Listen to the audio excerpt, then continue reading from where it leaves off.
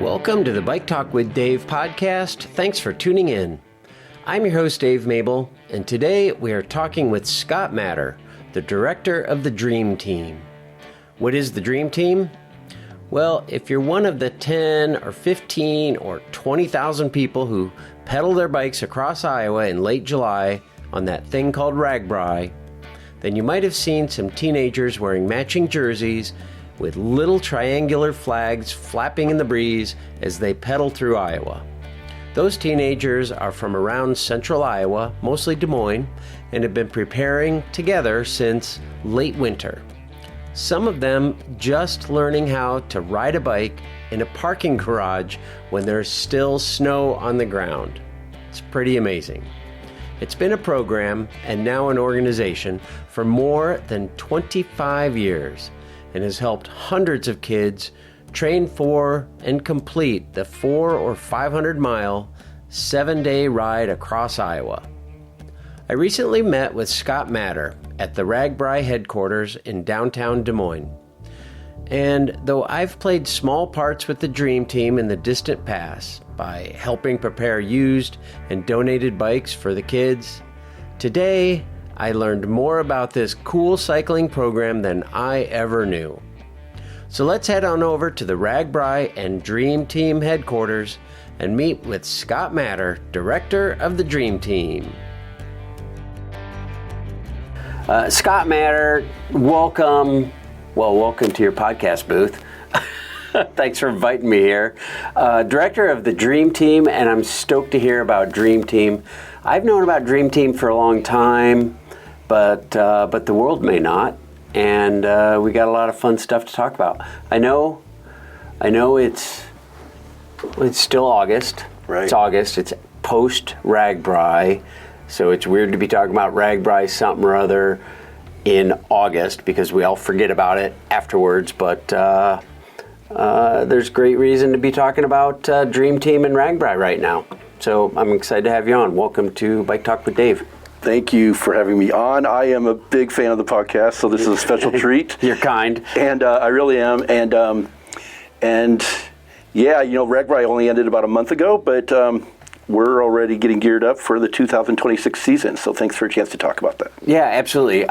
We talked in May, and I'm like, dude, I got to have you on. And, my schedule was pretty full until RAGBRAI. I'm like, it doesn't really do any good to talk about Dream Team like the day of RAGBRAI. Yep. Because everything's set. The training's done. The kids are there. The everything's done.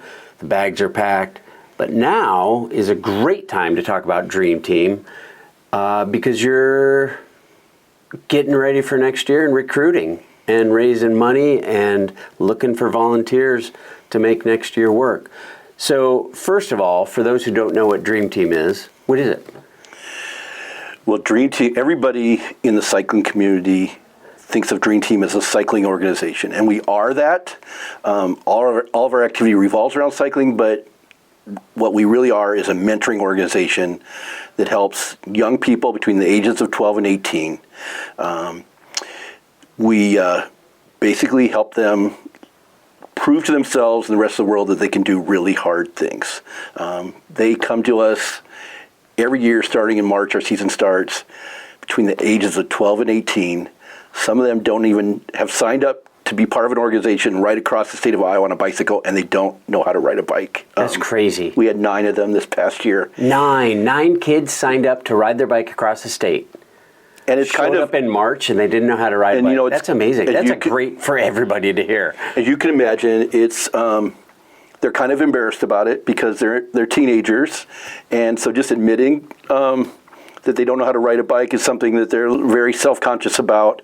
But our people have been doing this for years. Our mentors are really good, and in the instance of those 9 kids, within a week and a half or 2 weeks, they're riding with the rest of the team and keeping up, and we're really good about that. I think it proves. Our organization also proves that all of us, especially young people, are way stronger than we really understand ourselves. But back to Dream Team, we're a mentoring organization. We have I think we have a well-earned reputation as being one of the best mentoring groups in all of Iowa. I think the Midwest, but I'm a little bit biased. We're in the business of changing lives, and this will be my 6th year as a mentor on Dream Team. I think if I look back at the roster for all 6 years, you could come up with an example of how you helped change the lives, transform the lives of each of the members of the team. The beauty is in the process. I don't know if Jim Green and the people that started this organization were geniuses in how they laid it out. And even though we've evolved, we've changed a lot over the years, we stayed true to that basic process throughout. Yeah. Tell me about that process. How's it work? How's like a kid, A, how do they hear about it? And B, how do they get involved? And then C, from a kid's perspective, what's their expectation going in? What do they need to plan for and have ready by March 1st? They need a bike. They need a freaking $6,000 racing bike. They need 8 kits hanging in their closet. And like, what do they need? Well, you're right. The timing for us talking tonight is really it's the best time, because as soon as I'm done with, we finish the podcast this evening, I'm headed to East High School. Our recruiting efforts are already underway for the 2026 season. Tonight we'll be just letting people, we'll have an information table at a school activities event in East. We'll be telling them about Dream Team and answering any questions that they have. But the process is to be a member of the team. We really Dream Team was formed to help youth who would have an opportunity to do something like this without an organization like Dream Team. If once somebody signs up, we'll invite them, like the youth tonight, we'll invite them to a fun fall ride that we're doing, one of 4 that we're doing this fall. The first one is this Saturday. I'm sure we'll sign up some kids tonight that come and check us out on Saturday and do a 20-mile ride with us if they can. Hopefully they can go that far. To get on the team, we do an interview with their parents. We require a letter of referral from like a teacher or counselor at school or a therapist, somebody along those lines. We do an informational meeting or 2 between now and March, and they really need to commit to being part of our season, because it's pretty challenging when we start in March. We provide everything that our kids need. Tonight we'll have a shiny Trek bicycle at our booth, and that attracts them to come over and talk to us. And they're pretty excited when they hear that they get a bicycle when they join our organization. But the training and the season itself is pretty intense. It's pretty challenging. March is at the Indoor Y for a month, where it's really a lot of team building exercises, some cardio activity. We do a spin class. Shout out to Mary Topp at Des Moines Cycle Club, who volunteered her time and taught that class last year and did an amazing job. And like I said, a lot of team building where the team, because we had 66 kids when we started last year. And, wow, that's a lot. A few of them know other members of the team, but for a lot of them, they're 12, 13, 14 years old, walking to the Y. They may have a secret that they're not very good at riding a bike, or they don't even know how to ride, to balance on a bike. And then just the peer pressure of, trying to introduce yourself and meet people that in a room where you know no one. It takes a lot of courage, I think, to do that. But we're really good at doing activities where they get to know each other. They literally lean on each other in some of those team building exercises, so they start building some trust with each other. And then at the end of March, early April, we start riding outside. And we train 3 times a week, Monday nights, Thursday nights, and Saturday mornings. And those rides go from our first ride's like 9 miles long, go to Waterworks Park, do a lap or something, 9 or 10 miles. And we just keep they get more challenging every single week, every single time we get together. And before we know it, like by May, we're doing 40, 50-mile rides. Last year we did our first weekend camp out in the middle of May. That was a pretty challenging ride to Wesley Woods in Indianola. And by July, we're doing, our longest rides are 60, 70, 80 miles long. As I mentioned, I think when they start, they're all excited about getting a new bike. We provide all the new gear, everything they need to be a member of the team. But by the time we get to I would say late April, early May, it's not about that anymore. They're glad that they're going to get a bike, but for a lot of our kids, it's a chance to build self-confidence. It's a chance to prove to themselves that they can do, like I said, the hardest things in life. And they just become really proud of that. And it becomes Dream Team becomes almost all important to them. We're pretty strict. The biggest thing that we ask of our youth is they have to show up. So we're really strict about that. 12 times a month that we train, they have to be at a certain number of those training sessions, including 3 of the 4 Saturdays. We'll be a little bit flexible if we know in advance that they've got soccer practice or something, but they've got to show up to be a member of the team. And then even though by the time we get to July, we do RAGBRAI, that's the big goal that we are all aiming towards. And those kids are some of, even the ones that were really challenged to complete the rides at the early months, are some of the best riders out there during RAGBRAI. It's pretty amazing. For sure, they're so well trained. It's such a great lesson for all of us to, they didn't know how to ride a bike in March, and then they're doing 500 miles in 7 days across the state. And it's how many people, I could never do RAGBRAI, that's too hard, that's too far, I couldn't. For sure you could.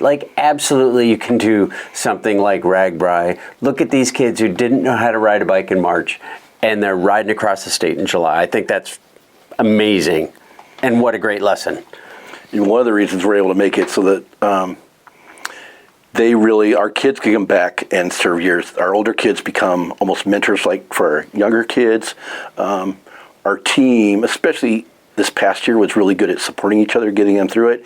And then on RAGBRAI, RAGBRAI has become, I think when Dream Team was started 29 years ago, that was the big goal. Can we do it? For us now, it still is that way, but it's more like our celebration week. By the time we get to the end of July, we've had them doing the hardest hills in central Iowa. We've had them out riding in the rain, in the wind, in the heat, in the coldest conditions, anything that they could face on RAGBRAI. They've proven to themselves that they can get over that hurdle, that obstacle. And so for us on RAGBRAI, it really is, as I mentioned, a celebration week. We get on our groups if they don't stop at every dunk tank, every slip and slide, every petting zoo. It's just a fun week for our kids and to celebrate 5 hard months of work on the bike. Oh, wow. So you really encourage them to savor the flavor of Iowa as they're riding across the state, as opposed to just grind through, get done by 1, and go hang out at the tent. We have some kids that take a lot of pride, as they should, in how fast they are. But we do get on them a little bit if we find out that they didn't stop at the dunk tank in Bancroft or do whatever the fun things to do on that day's RAGBRAI. We want everybody to have a blast during that week. Yeah, and I mean, I assume they do, but do they? Describe a week on RAGBRAI, because I see them. We all. I don't know if everybody does. Some people are faster than me. I leave when I can get out between 7 and 8 in the morning, and always running into Dream Team kids. And you know them because they have the Dream Team kit, and they've got the flag, and you always yell, "Go Dream Team." It looks like they're having fun, but it also, I know some of those days are super hard. There's hills, there's headwind. It was a windy year this year. I was so proud of all of us as mentors. Were so proud of our team this year, especially that we had those headwinds, continual headwinds. Tuesday was a hard day. When I joined Dream Team 4 or 5 years ago, we might have 3, 4, maybe 5 kids that did the Century Ride. This year, over 20 of our youth did the Century Ride, which was pretty windy that day, more of a crosswind. And then Windy Wednesday, a day that'll live in infamy.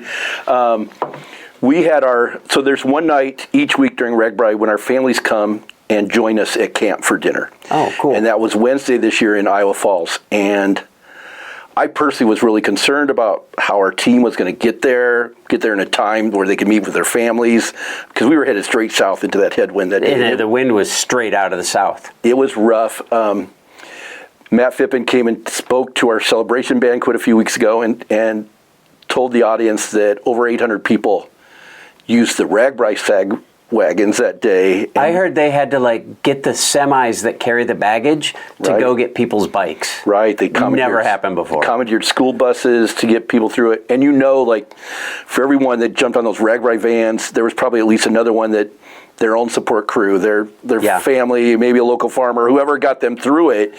Our team every one of our youth made it that day. I was concerned about a few of them, and we sent vehicles to I think the nearest city, Iowa Falls, was 20 miles out, and we sent a vehicle or two to, just to be there. Our kids know if they sag, that the week is over for them. We're pretty disciplined like really? that. But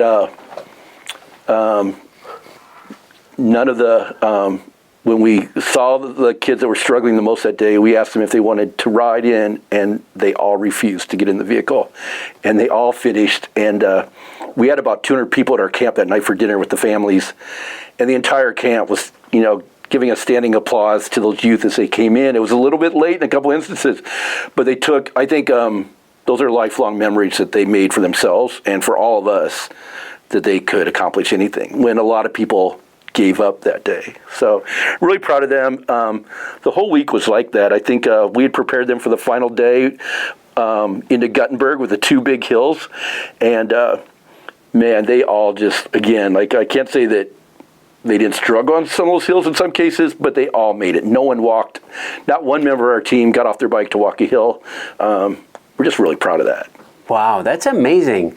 And some of those kids, you said 9, didn't know how to ride a bike in March? That's right. I think we lost one of them, decided in that process the early weeks not to continue, but all the rest got through and at least started a season with the team. And I think I would say 5 or 6 of them made it through the entire season. Just really proud of them. That's awesome. That's incredible. Tell me about the kids. Are these academic scholars? Are these why would they become involved? It's kind of across the board. We definitely have some athletic kids on the team. We're all across the board academically how they do, but we try to find youth that, again, wouldn't have an opportunity to do something like this without an organization like Dream Team. A lot of our youth, not all of them, some of them are from what I consider pretty traditional, pretty families, that real supportive families and everything, but we also have a lot of youth that have been in and out of foster care for a good portion of their lives. We have some youth that are with us that have never had a parental figure in their lives that has supported them and helped them build self-confidence. When I, as a director, hear about those kids, we just want to wrap our arms around them, and those are the kids that we want to help through this program. And we're really proud of the past year. We started new relationships, new partnerships with Des Moines Refugee Support. We had five young girls from Des Moines Refugee Support joined our team this year, and all 5 of them were amongst that 9 that didn't know how to ride at the beginning of the year. Wow. And then we also started going back to some housing communities like Oak Ridge, we're really proud of the relationships we've built at places like that, with organizations like that. Mm-hmm. And what is Oak Ridge? Oak Ridge is a housing community near downtown Des Moines. It is like, I think it's a federal housing program that subsidizes housing. Okay. A lot of those kids probably the majority, I would say a lot of those kids have never had a bicycle in their lives. Right. Which to me, like as a kid who grew up on a farm in Northwest Iowa, it's hard to imagine that, because that's how I got to baseball practice, or right. That was my transportation as a young kid. And it's tough to imagine like somebody going through life and not having that experience. So, but those are the kids that we really love to make part of this program. I'm sure success stories abound, especially in 29 years. Does anything come to mind, like a success story? Oh, a sure. Kid who's been through Dream Team, and I can tell you about 2 or 3 of them.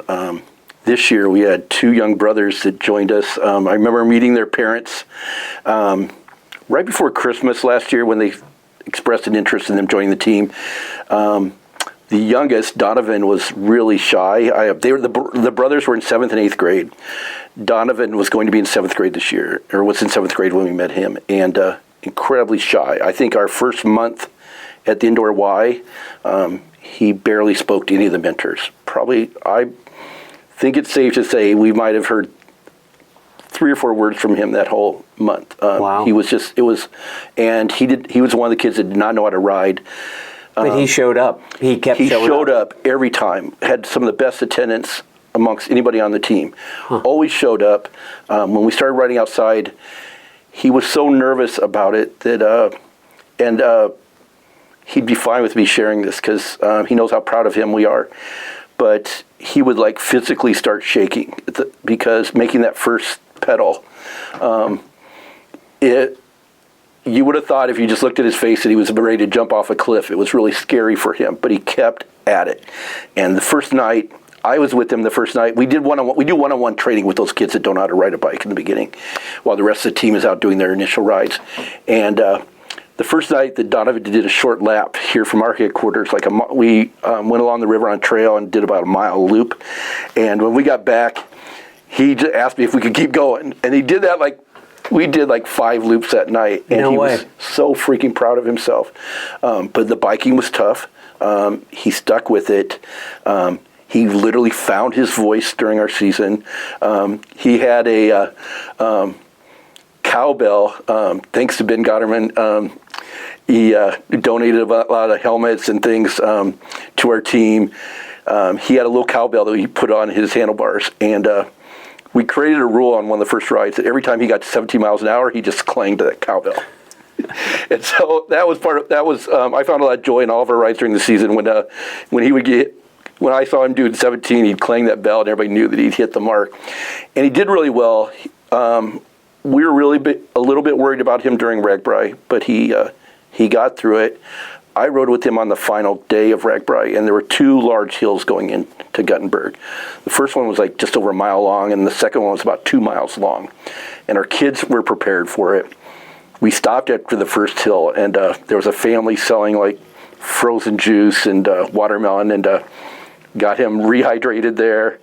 And I asked, we started to take off for the second hill, and I asked him if he's ready, and I heard him from behind shouting, "Let's go, let's go!" And he led. There were 4 young men in my group that day. He led all 4 of them into Guttenberg, and he is so excited. He's coming Saturday for our fall ride, one of our first fall ride. I literally think it changed his life. Just the self-confidence he gained from that was pretty amazing. I mentioned our relationship with Des Moines Refugee Support.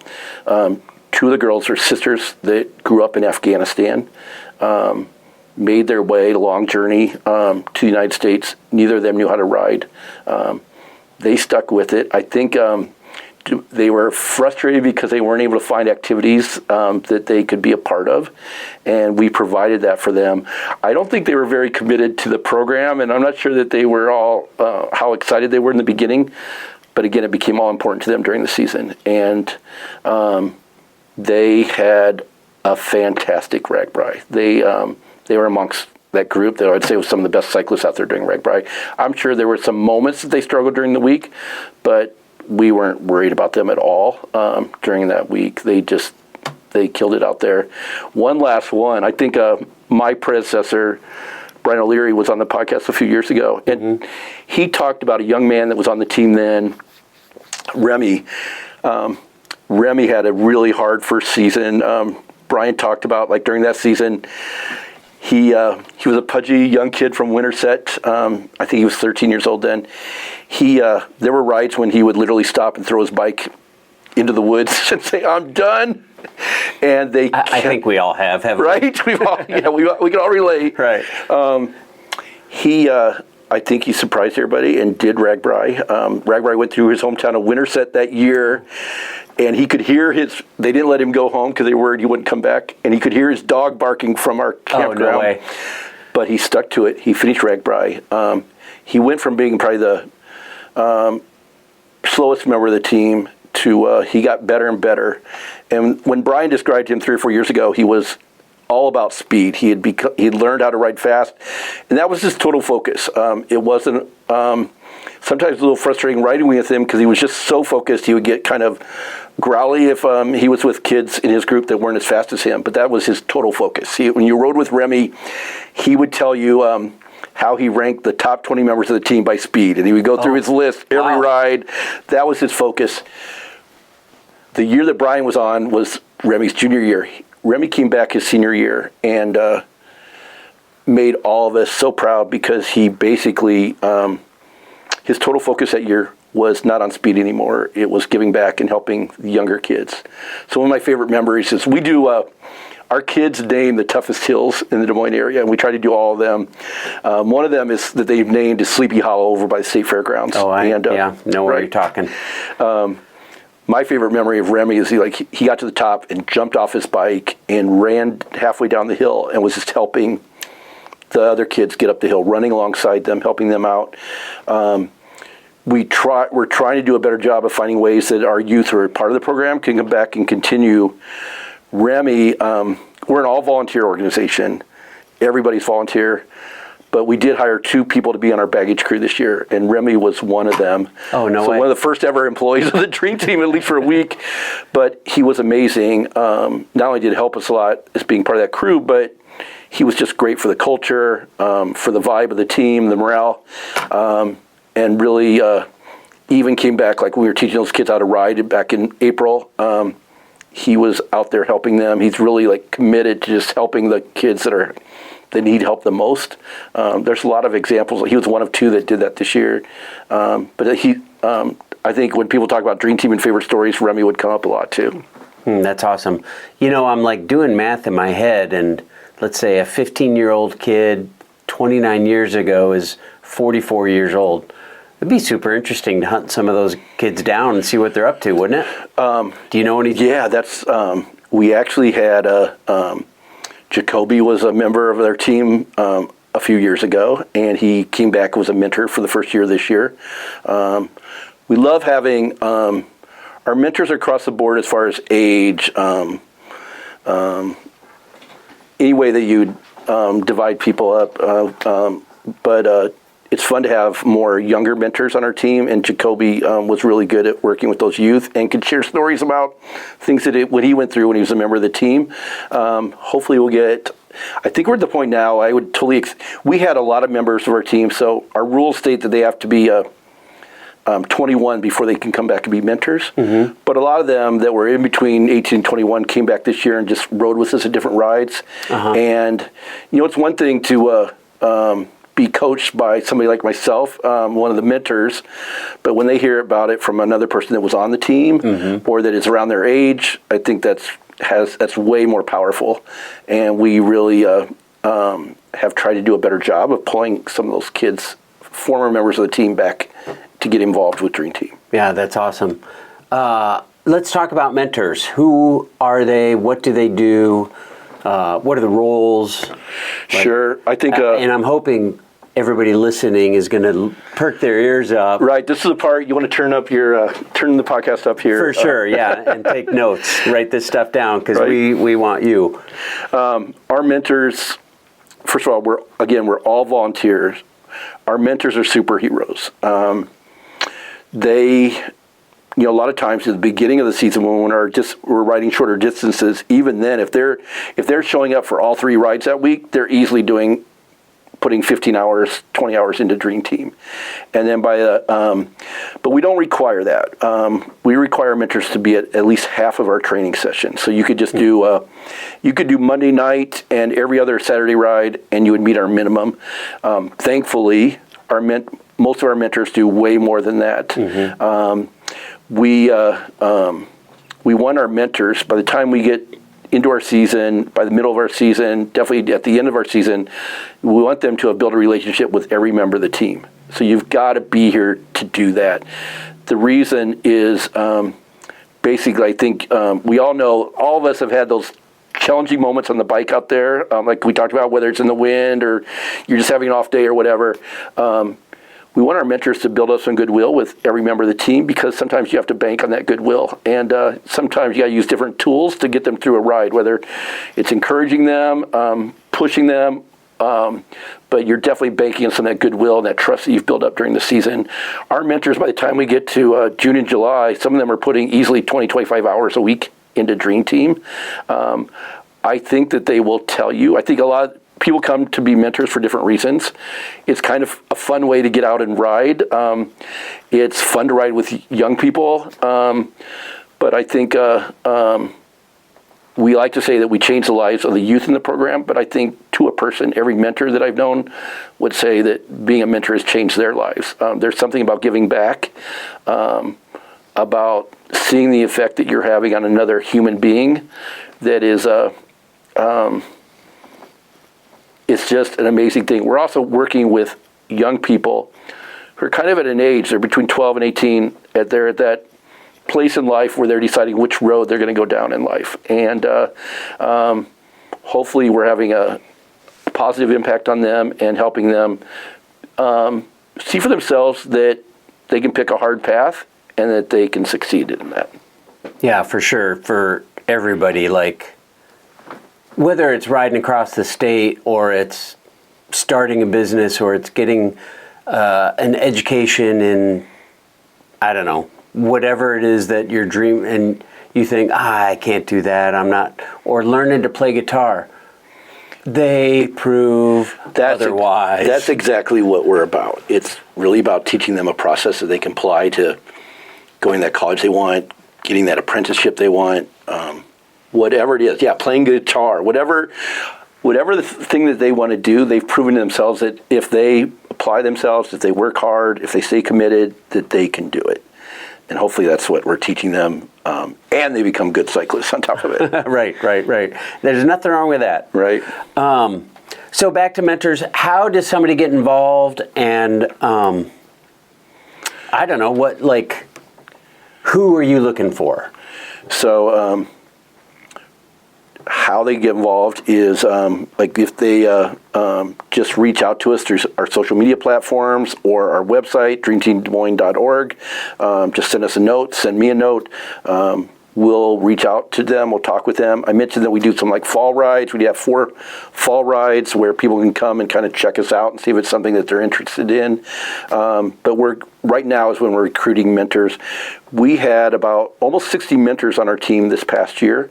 The way it works on our team is that we don't do one. We're not like some other mentoring groups like Mentor Iowa, where you have one young person that you're helping throughout the year.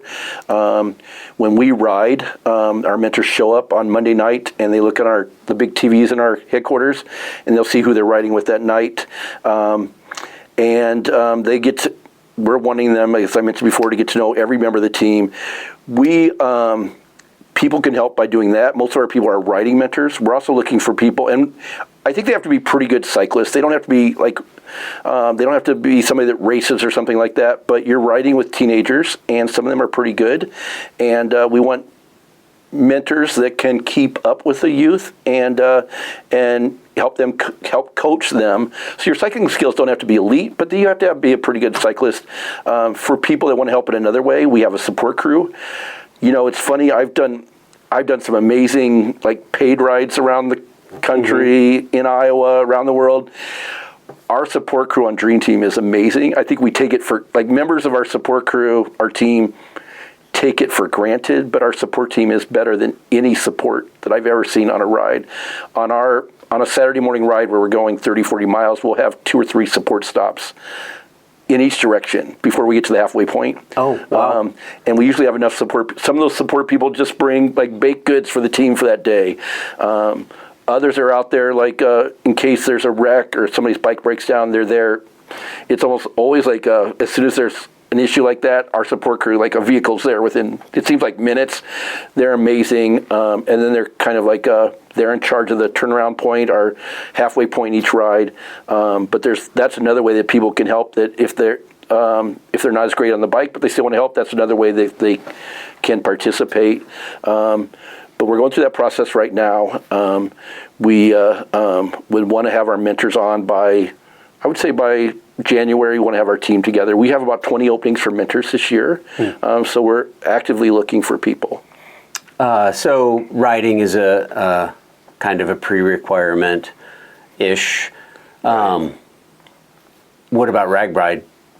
I've never done RAGBRAI, but I want a mentor. Still room? So ideally, we want our mentors, our riding mentors, to do RAGBRAI with us, but for different reasons. Some people can't get that whole week off work, or a few days.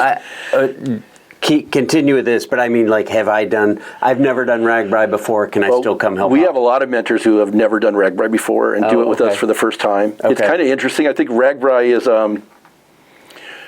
one of the fun things about RAGBRAI is you can do RAGBRAI however you want, right? Sure. Like you can hit the beer tent, you can well, maybe not hit every 12 pie to stand. 18.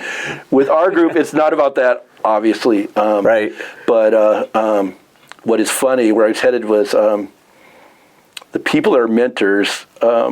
I think it's almost hard for us to, once you've done that, to imagine doing RAGBRAI any other way. It is so much, and I would also say this, like when we do RAGBRAI, when I used to do RAGBRAI, and I would do it like with the Bike World Charter, like we would get together in their big white tent after the ride, and everybody would commiserate about what was tough during those days and stuff. It's interesting as a Dream Team mentor, I don't even think about my ride, or whether you can make it up that hill or anything, with every single thing that we do throughout our season, your total focus is on helping the youth.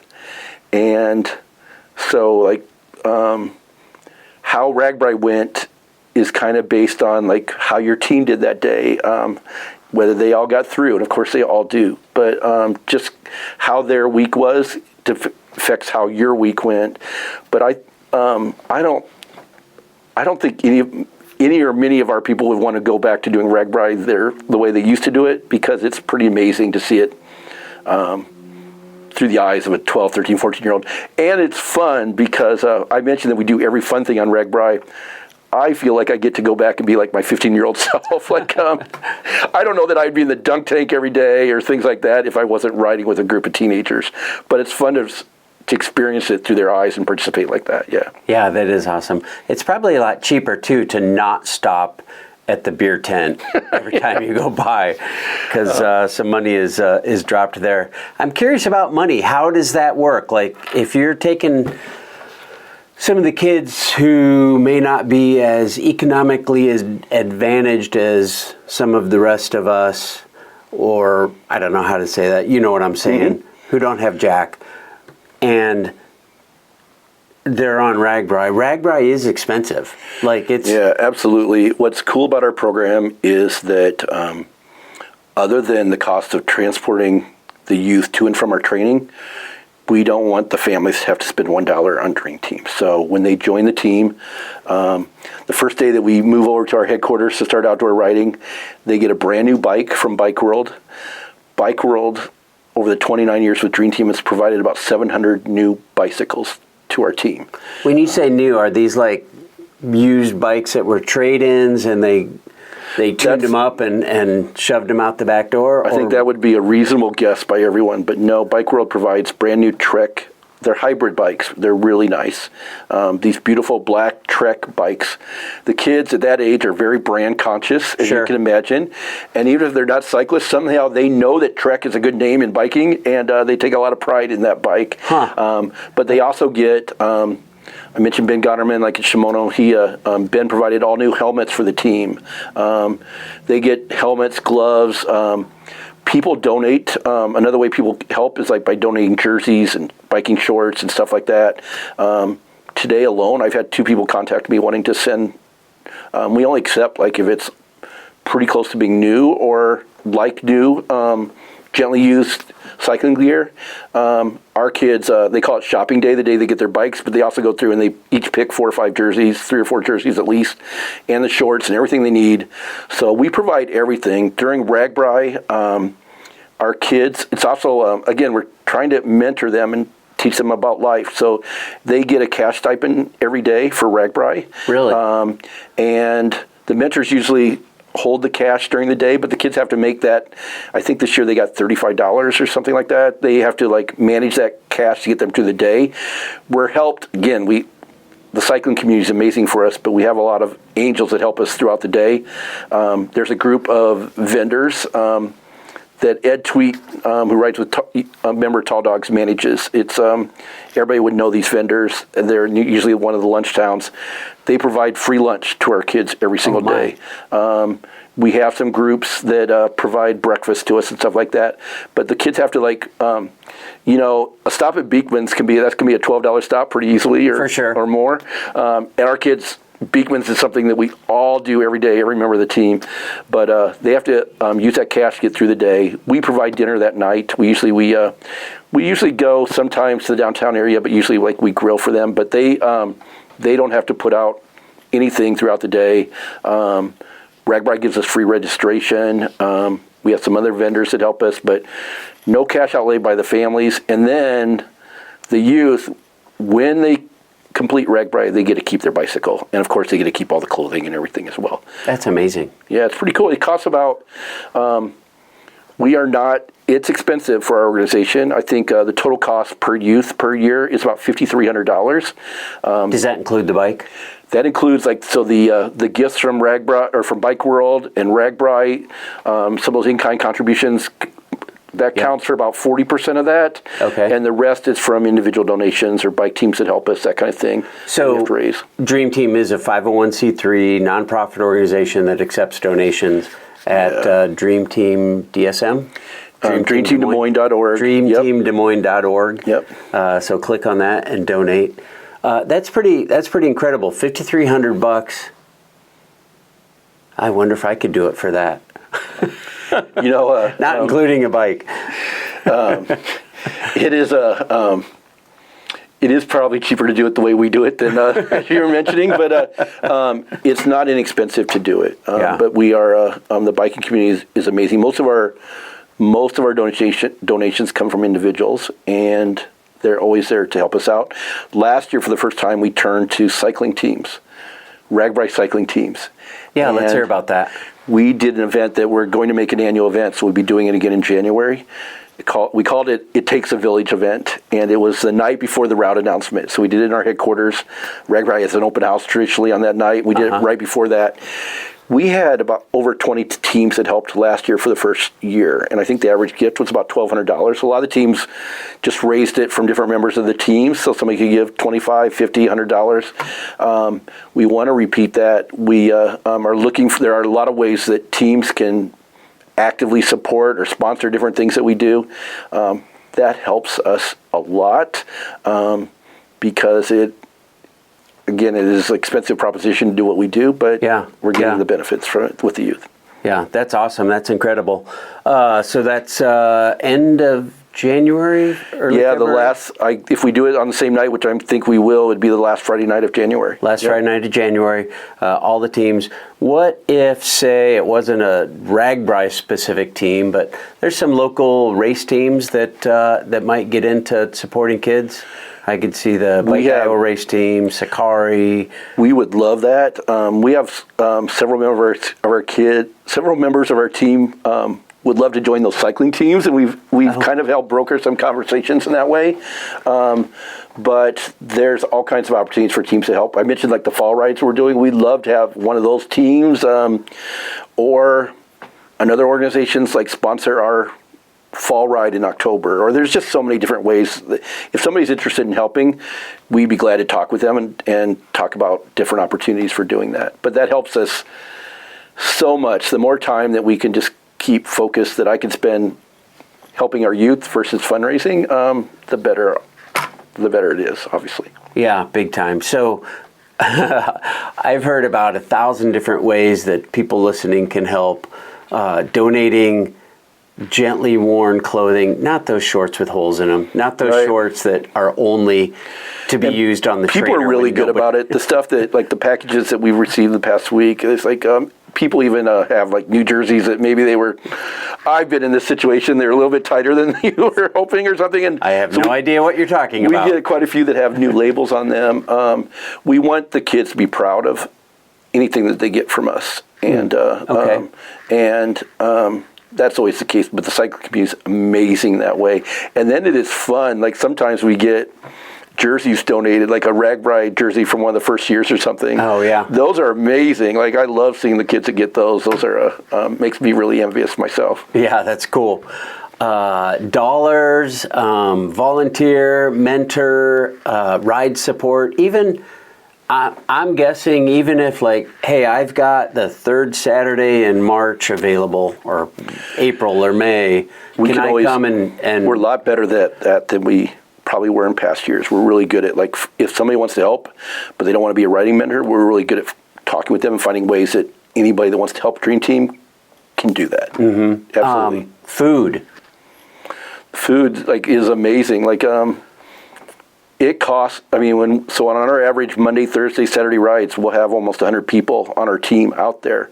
And, some of our kids come from, as I mentioned, from families where maybe they haven't had a full meal that day or any food. And so, we want to make sure that we're helping them, families that are challenged in that way. So we have snacks when they arrive. We have really good snacks and turnaround points to make sure that they're getting fueled up as we go along our rides. Yep. Mm-hmm. And you guys ride on great, you're not just on the trails around Des Moines. I see you guys out all the time on hilly roads. Sure. We're mostly, what's amazing about Des Moines is we have this amazing trail system that I know that you even helped get support for some of these trails. That's amazing. And our preference, my biggest concern, our leadership's biggest concern is the safety of our youth. So we do ride a lot on trails, but to get to do the hills or some of the longer distances, we're definitely on roads as well. Yeah. We go to Runnels quite a bit, so we get on the roads on sure. that. There are certain routes that we do that gets on the road, so we do a little bit of both for sure. Yeah. Yeah, well, it's good to get experience on the road. I think going into RAGBRAI and having experience on the road, knowing how to handle your bike is definite advantage. We forget, most of our kids they're not old enough. We have some 16, 17, 18-year-olds, but most of our kids are not old enough to have a driver's license. Right. So just learning traffic signs and all that is part of our process too. Yeah, that's great. What else? Well, I would just say we couldn't do this organization. We couldn't have Dream Team without the support of the biking community. So we're just I can't say it enough. We've talked about all the things that people do, but I just want to make sure people know how much we appreciate all the help. And there's, if anybody has an idea for something else they would like to do, or their business would like to do, or that their cycling team would like to do, please contact me, because we'd love to have those discussions. The number one thing, though, again, is volunteering, and we're at that point. So if you're interested in riding with the team, come check out one of our fall rides and see if it's something that you think might be for you. Awesome. I appreciate it. And they can follow Dream Team on all the socials? Yeah, absolutely. What are you good at? People enjoy... we don't have as big of a following as RAGBRAI, but we have a very loyal following on social media, and I think that people get to kind of know our team through the course of the season. It's fun. I just saw this happen yesterday. We put up a photo of one of the youth, and somebody said, I rode with Inez on Wednesday of RAGBRAI, and she was telling me, they recount the conversation and everything. I think there's just so many ways that people can be part of Dream Team, but they can also follow us on social media and get a feel for what we do and support us that way. Facebook, Instagram. We're on both of those. That's where we have our biggest presence. Yeah. Instagram's more for the youth, and Facebook's obviously for people like me. But people follow us. I was trying to allude to the fact that you and I are not young anymore. Right. So that whole, I'm not on TikTok, but anyway, we probably, never mind. Dude, best of luck. Good luck tonight at your activities fair. Hopefully some kids sign up, and I hope you have a great ride this Saturday and a freaking great season. Thanks so much for giving us a platform to talk about our program, and thank you for all that you do for the cycling community. Appreciate it. You're kind. Thank you. I've got to thank Scott, not just for sitting down with me here today, but for all he does. And to be honest, I'm super thankful for all that the mentors and other volunteers do. It's a huge commitment to help these kids get ready for such a big event like RAGBRAI. And it makes me smile that there are so many people like Scott who are willing to give their time, energy, expertise, and even dollars to help make this program thrive. I've also got to thank RAGBRAI for the use of the office, and specifically their podcast booth, which they use to produce the Just Go Bike podcast, which helps inform people about the annual ride. And don't forget, the Dream Team has a podcast. It's called the Moving Forward Podcast. There's some great stories from some of the great kids who've taken part in the Dream Team over the years. I'd encourage you to tune in, and you can find it wherever you get your podcasts. And if you're inspired to get involved and help out in some way, you can just start at dreamteamdesmoines.org, and you can mentor, donate, or volunteer in some way to help more and more kids discover the joy of riding bikes. Now, before I let you go, I want to invite you to the late September weekend of cyclocross in Des Moines, sponsored and hosted by the BikeIowa.com racing team. It's on September 27th and 28th at George Davis Park, where Scott Sumter, Jason Schooley, and the rest of the gang on the Bike Iowa racing team carve out a really fun, challenging, and scenic course, I'm not kidding, through the hills, trees, and prairies of this northeast Des Moines park. You can find all the information you need and sign up at BikeIowa.com. Thank you again for tuning in today. It's a treat. It's truly a treat to meet and talk to so many people around the world to bring you this podcast. And the fact that you continue to tune in inspires me to continue. And as long as you continue to tune in, I'll continue to look for and bring you some of the people, places, and events that make our sport awesome. So be sure and share with your friends and subscribe so you don't miss a thing. It would also be super helpful if you'd rate and review wherever you listen. And if you want to support the show financially, I'd be super thankful. I'd invite you to drop some coins in the cup at buymeacoffee.com. I really appreciate that kind of support. And one more thing, be sure to give this show, if I could say that, follow this show on Instagram, Facebook, and even YouTube. And you can always find and stream every episode on your computer or phone at biketalk.bike. Well, I hope you have a great week, and remember that nothing compares to the simple pleasure of riding a bicycle.